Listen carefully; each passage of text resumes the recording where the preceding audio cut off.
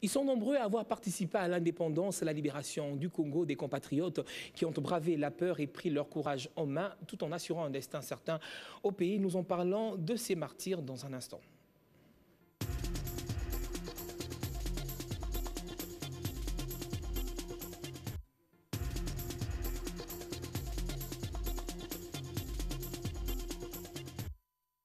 L'invité du journal reçoit pour vous Monsieur Eddy Angoulou, qui est donc historien. Bienvenue.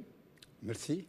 Alors, cette année, la RDC va commémorer le 47e anniversaire des martyrs de la Pentecôte. Et à ce sujet, d'ailleurs, vous avez eu à mener des enquêtes. Qu'en est-il de cette enquête que vous avez eu à mener? En fait, je ne me considère pas moi-même comme un historien. Quelle carrière alors? Je suis quelqu'un qui raconte des faits d'histoire.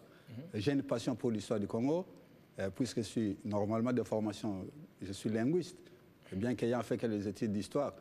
Je raconte des faits d'histoire qui ont marqué le parcours de notre pays et de l'indépendance à ce jour. Alors, la RDC a connu plusieurs faits historiques. Pourquoi vous êtes alors attelé sur les martyrs de la Pentecôte? Non, il n'y a pas que les martyrs de la Pentecôte. J'ai à raconter les rapts, l'enlèvement de Moïse Tshombe, le dernier voyage de Patrice Lumumba, l'assassinat de la sœur Anouarité, le 4 janvier 1959, la grande révolte de Bapende et j'en passe. Donc, ce sont ces faits d'histoire que j'essaie de remémorer. En fait, moi, j'aimerais surtout qu'on me considère comme une sorte de chien de garde de la mémoire collective. La mémoire collective. Voilà. Alors justement, vous avez eu, on a dit, à mener plusieurs enquêtes sur plusieurs faits historiques qu'ont connu la République démocratique, du Congo. Comment se sont menées justement ces enquêtes? Alors, j'ai enquêté bien sûr, mais pour revenir peut-être à ce qui nous concerne aujourd'hui, j'ai enquêté sur le pendu de la Pentecôte. Parce que beaucoup de jeunes ne savent pas que le stade des martyrs, en fait, c'est le stade des martyrs des pendus de la Pentecôte. Pourquoi?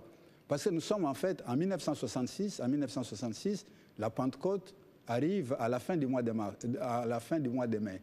Nous sommes le dimanche 29 mai et 4 hommes sont arrêtés. Il s'agit du Premier ministre Evariste Kimba, des sénateurs Bamba, Mahamba et Anani. Ils sont arrêtés. Le 5e, c'est Kamitatou qui va être réchappé parce que Mobutu va l'exfiltrer du complot pour lui rendre un peu l'ascenseur dans l'affaire du colonel Kokolo, que je raconte également.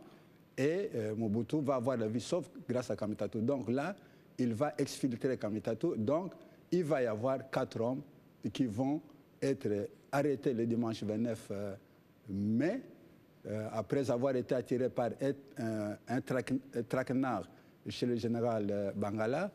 Ils sont arrêtés, ils sont convaincus de complot, et dans 3 jours, donc le 2 juin 1966, ils vont être pendus à la place où Mobutu a érigé ce stade-là, qui est le stade aujourd'hui que nous appelons, que Mounze Laurent Désiré Kabila a rebaptisé stade des martyrs de la Pentecôte. Des martyrs de la Pentecôte. Alors, est-ce que vous avez comme l'impression justement que ce 2 juin 1966, aujourd'hui, cette pendaison de ces 4 hommes a des effets quand même assez positifs dans la politique d'aujourd'hui, la gestion de la politique de la République démocratique du Congo? Oui, ce qui importe pour moi, c'est d'aider d'ailleurs l'État congolais à faire le ménage dans son histoire.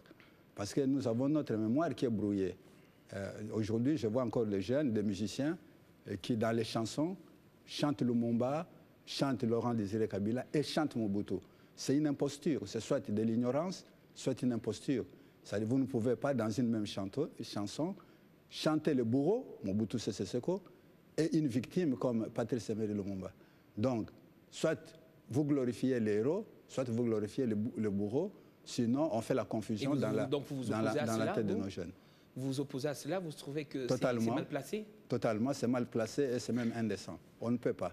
Alors, il faut, je le rappelle qu'entre Mobutu d'un côté, Lumumba et Laurent Désiré Kabila de l'autre, il y a un torrent de sang, il y a un monde de cadavres qu'on ne peut pas enjamber comme ça si facilement.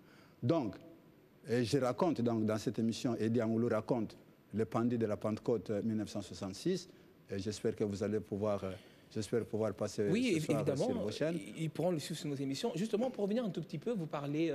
est-ce que vous avez comme l'impression finalement que cette histoire des 4 pendus des martyrs de la Pentecôte peut-être n'est pas très connue de la jeunesse montante par faute d'information? Vous avez comme l'impression que Absolument, mais vous avez raison. Il y a beaucoup d'autres histoires qui ne sont pas connues. Les gens ne savent pas qu'en 1931, une jeune femme congolaise a pris la grande révolte de Bapende et a infligé de lourdes défaites à l'armée coloniale belge.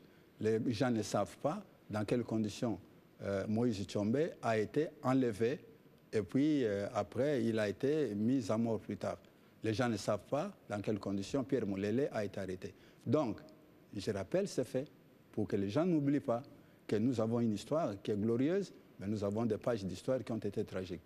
Voilà, donc Mahamba, Bamba, Anani et le Premier ministre Kimba ont été pendus dans des conditions incroyables parce qu'ils étaient des civils et ils ont été jugés par un tribunal militaire dirigé par le colonel Ingele et Malila. Alors, dites-nous, une dernière question. Quel lien faites-vous entre les pendus de la Pentecôte et les martyrs de l'indépendance? Il y a un lien, c'est-à-dire les martyrs de l'indépendance. Quand on parle des martyrs de l'indépendance, on a tendance surtout à parler du 4 janvier 1959. Ceux qui sont tombés directement sous les balles de la force publique belge. Les pendus de la Pentecôte sont des martyrs de la dictature de Mobutu. Et quelque part, sont des hommes quand même qui ont lutté pour l'indépendance du Congo. Bamba a été un disciple de Simon Kimbangu, donc qui a lutté pour l'indépendance de notre pays.